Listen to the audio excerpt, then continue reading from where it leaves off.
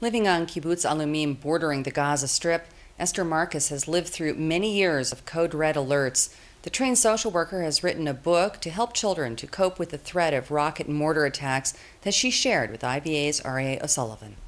I run a drama group here with the children on Kibbutz, and we were in a session and there was an alarm, which for us is Sever Adom, and the building wasn't protected.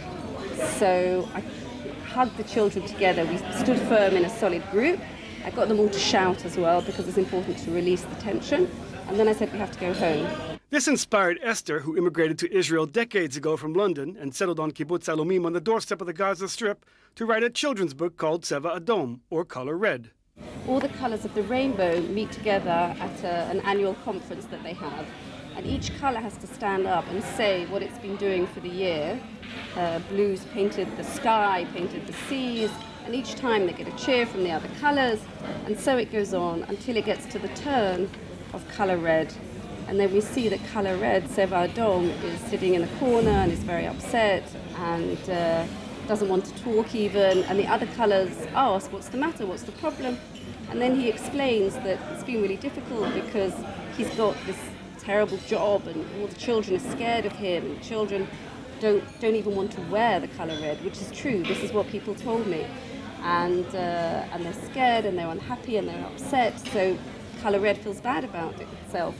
And then the other colours say to Colour Red, no, you don't understand. The children are scared, you're right, but they're scared of the rockets, which they should be scared. We're all scared of the rockets.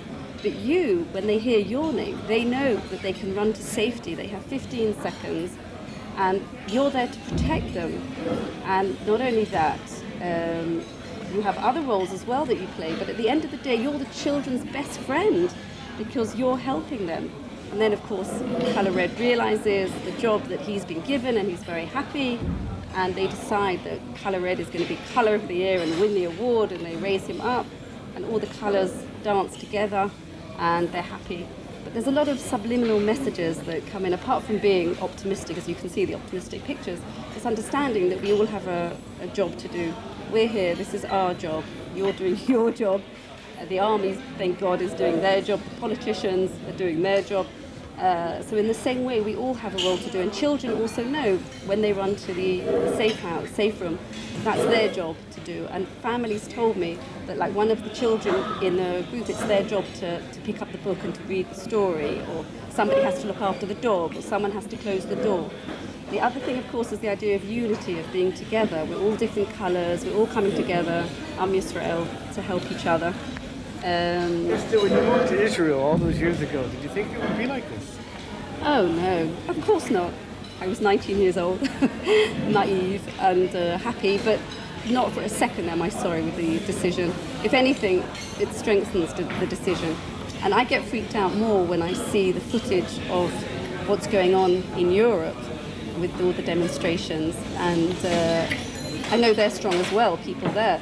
But not 1 second of the time that I've been here have I ever considered it was a mistake or I should go back. Not at all.